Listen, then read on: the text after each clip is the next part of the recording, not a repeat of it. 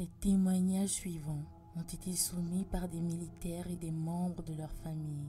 Ces histoires sont censées décrire des événements réels. Je vous demande d'écouter de bonne foi et de décider par vous-même ce qu'il faut croire.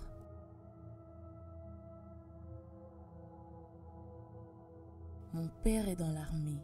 Pour cette raison, j'ai vécu dans différentes bases militaires.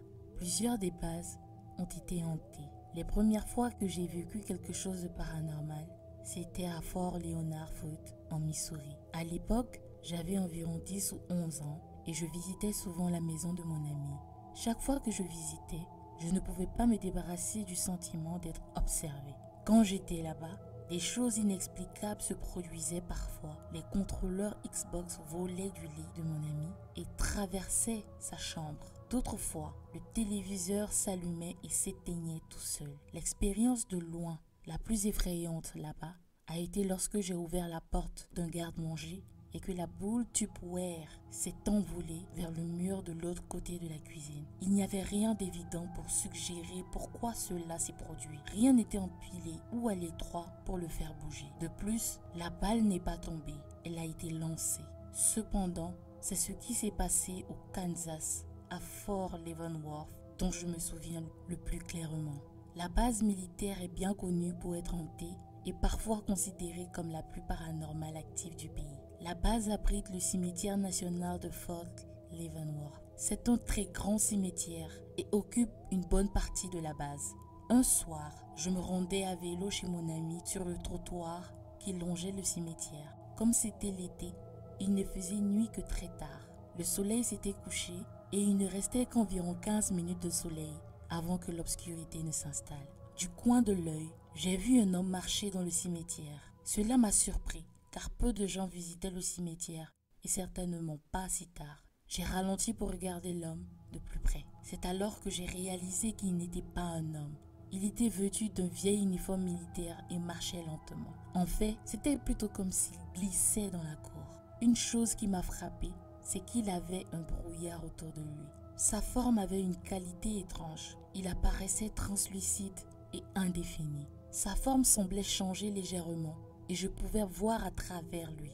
Arrêté sur le trottoir avec mon vélo, je l'ai observé pendant environ 2 minutes. De temps en temps, il s'arrêtait pour regarder une tombe. Je savais que mes yeux ne me jouaient pas de tour, car lorsqu'il s'agenouillait à côté d'une tombe, je pouvais vaguement voir le contour de la tombe à travers lui. Finalement, il s'est levé d'une tombe et s'est éloigné de moi et a gravi la colline. Il devenait de plus en plus translucide à mesure qu'il s'éloignait. Il n'était en aucun cas hostile envers moi ou semblait vouloir faire du mal à qui que ce soit, car il ne portait pas d'arme à feu ni de sac à dos. Je crois qu'il portait son uniforme. Cela m'a amené à supposer que j'avais vu l'esprit d'un homme qui n'est pas mort pendant la guerre, mais qui l'a vécu et qui visitait maintenant les tombes de ses amis. J'ai été très secouée après cette expérience parce que je n'avais jamais vu de fantôme auparavant. Voir quelque chose comme ça vous touche. C'est difficile à décrire, mais je sais que je n'oublierai jamais cette expérience.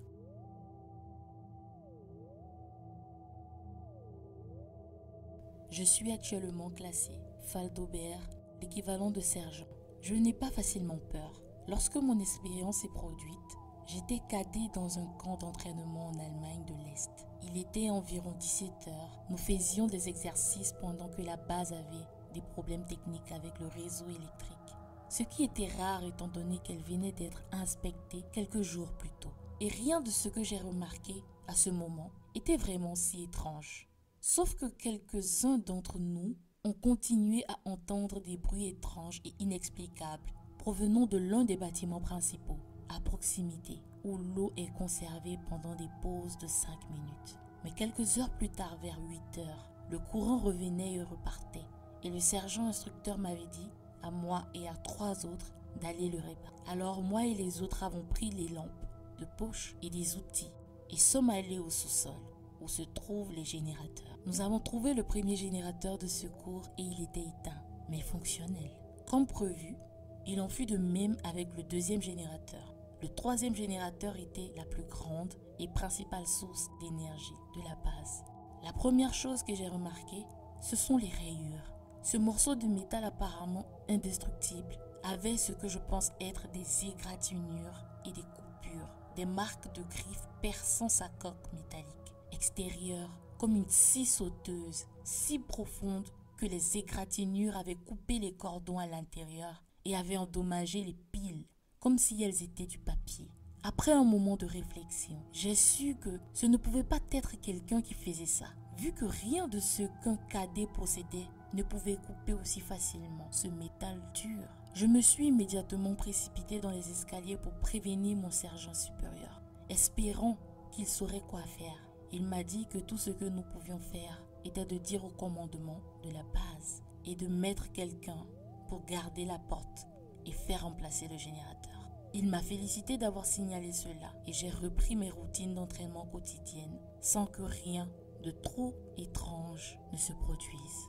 Mais quelques heures plus tard, à un moment donné dans la nuit, je ne sais pas exactement quand, j'ai entendu des bruits de grattement, mais pas du sous-sol. Ils étaient trop proches et trop bruyants, comme s'ils étaient dans les dortoirs. Après ce moment de réalisation, j'ai ouvert les yeux et j'ai regardé autour de moi. J'ai vu ce que je pensais être quelqu'un dans le coin, en train de fouiller un sac. Mais quand j'ai regardé autour de moi dans la pièce, une pure terreur est entrée en moi. Toutes les couchettes étaient pleines, tout le monde. Attends, qu'est-ce qui se passe? Je me suis dit. Mais ensuite, comme si elle avait entendu ce que je pensais, la chose dans le coin s'est retournée vers moi. C'était un gris pâle, sans nez et avec des griffes comme des rasoirs. Cette chose était maigre et mesurait environ 3 mètres de haut. Je me suis juste figée dans un regard vide d'horreur.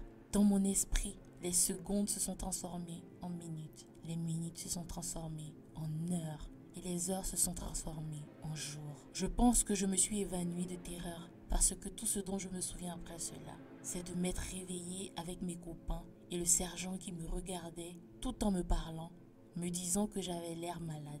Et je me sentais malade, comme si toute mon énergie avait été drainée en continu pendant plusieurs jours. Je jure que durant toute ma carrière militaire, je n'ai jamais eu aussi peur depuis cette nuit-là.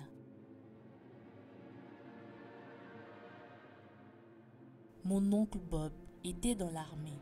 Le dernier Thanksgiving, il s'est saoulé et nous a raconté à tous une histoire qui m'a choquée. C'était vers 1985 et il était encore nouveau dans l'armée. Il n'avait que 3 ans environ. Il était en patrouille sur une base en Arizona. Il était tard et lui et un autre gars marchaient le long de la clôture. Bob et l'autre gars étaient concentrés de l'autre côté de la clôture lorsqu'ils ont entendu un bruit derrière eux. Ça venait de l'intérieur, de leur côté de la clôture. Quand ils se retournèrent, ils virent un vieil homme vêtu de peau de daim avec des longs cheveux tressés. Bob l'a décrit comme étant si gris qu'il brillait presque. L'homme se tenait à environ 10 mètres derrière eux. Les 2 hommes ont sorti leurs armes alors que le vieil homme se trouvait dans une zone de tir pour tuer avec des panneaux d'avertissement partout. Ni Bob ni l'autre homme ne voulaient tirer sur un vieil homme. Ils pensaient qu'il devait avoir la maladie d'Alzheimer et s'était égaré dans la base ou quelque chose comme ça. Après tout, il n'était pas menaçant et paraissait inoffensif. Cria l'homme au vieil homme, lui disant qu'il se trouvait dans une zone réglementée et qu'il devait lever les mains en l'air. Bob pensait qu'il l'accompagnerait jusqu'au poste et appellerait un service de police local qui pourrait le ramener chez lui. Bob a essayé la radio, mais c'était juste statique. Appelant son ami à l'aide, Bob et lui se sont retournés vers le talkie-walkie. Bien qu'il n'ait détourné le regard qu'une demi-seconde pour citer mon oncle, lorsqu'ils se sont retournés, le vieil homme avait disparu. À sa place se trouvait un lapin massif, juste assis là, les regardant. Les 2 hommes regardèrent autour d'eux, de droite à gauche et vice-versa, pour voir où le vieil homme s'était égaré. Mais il n'était nulle part en vue. À ce moment-là, le lapin a décollé vers la clôture. À nouveau, ils entendirent un bruit derrière eux. Et lorsqu'ils se retournèrent, le vieil homme était là cette fois. Cependant, il était à l'extérieur de la clôture. La clôture mesurait 2 à 3 mètres de haut. Il n'y avait aucun moyen que ce vieil homme ait pu la sauter. Bob a décrit comment cela l'a poussé, lui et son copain, à fuir. Ils ont accepté de ne rien dire à leur commandant. Rappelez-vous, Mon oncle était ivre, mais malgré plus de 30 ans qui se sont écoulés depuis cette nuit, il avait toujours l'air terriblement effrayé quand il nous a dit qu'il avait vu un skinwalker.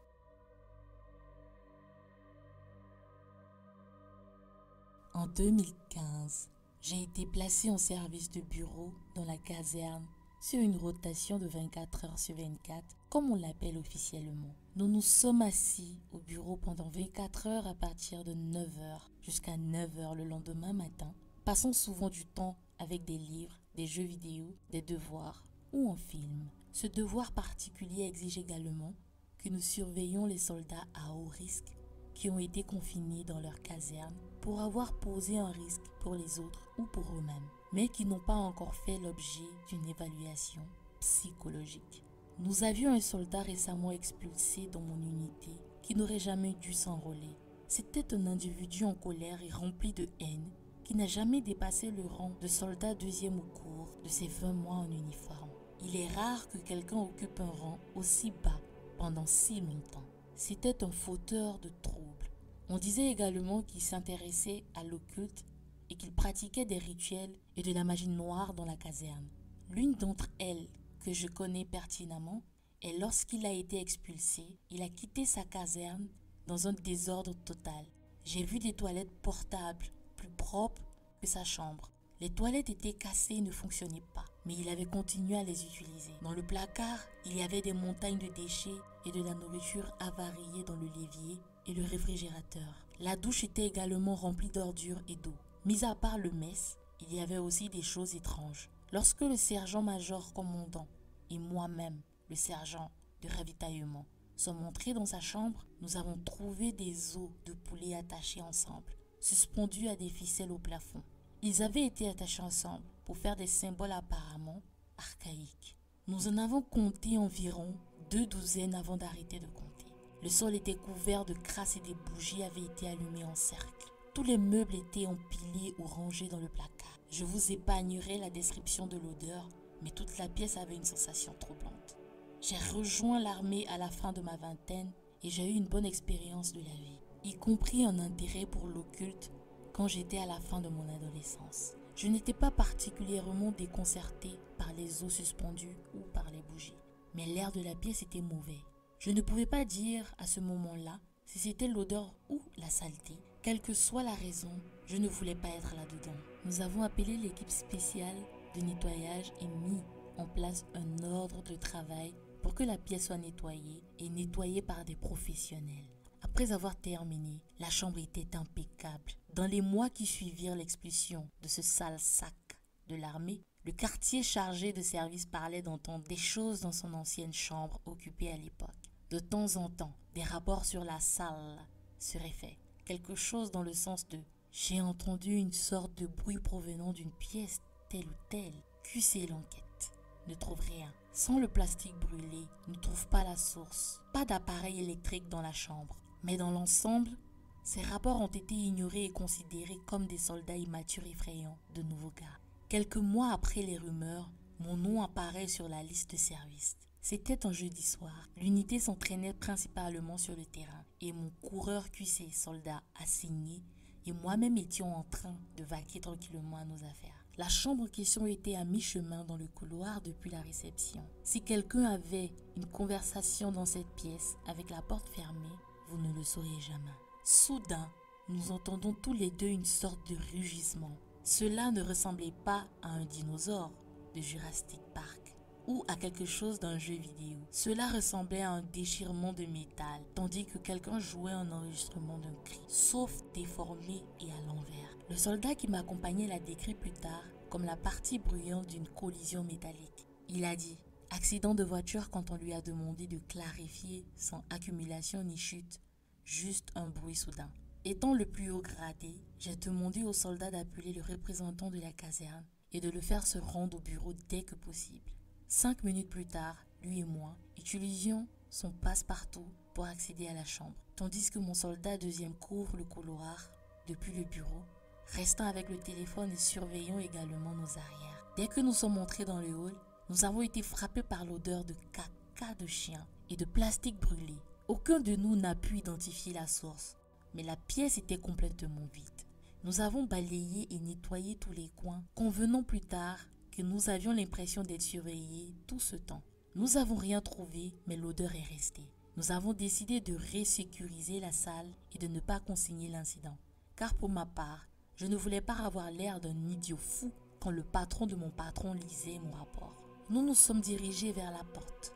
Nous sommes sortis, nous sommes retournés et sommes allés fermer la porte derrière nous lorsqu'une force massive a frappé de l'intérieur de la pièce, poussant le représentant de la caserne hors de la porte et claquant la porte. Aucune des portes ne pourrait claquer. Elles ont toutes des bras hydrauliques en haut pour empêcher cela. Ils ne sont même pas rapides à fermer, même si un homme de 100 kg s'appuie dessus. Donc un claquement si fort qu'il pouvait émouvoir un homme adulte était impossible. D'autant plus que la porte avait bien fonctionné quelques instants auparavant. Lorsque nous sommes entrés dans la chambre, nous avons essayé d'ouvrir à nouveau la serrure, mais cette fois, la carte clé ne fonctionnait pas. Nous avons convenu qu'aucun de nous ne voulait y retourner de toute façon. Et nous avons convenu de ne rien signaler car nous serions pris aussi au sérieux que n'importe qui d'autre. Après cet incident, j'ai gardé une oreille attentive, mais je n'ai rien entendu d'aussi dramatique. Encore une fois, à une autre occasion, on aurait dit qu'il y avait une sorte de brassage venant de la pièce, comme si quelqu'un s'est déplacé.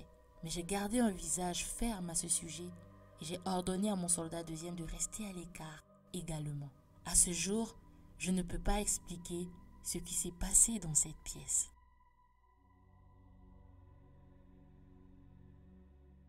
Merci d'avoir regardé. Si vous avez aimé la vidéo, n'hésitez pas à liker et partager et vous abonner. Et si vous ne pouvez pas attendre notre prochaine vidéo, alors regardez celle suggérée à l'écran maintenant. À la prochaine!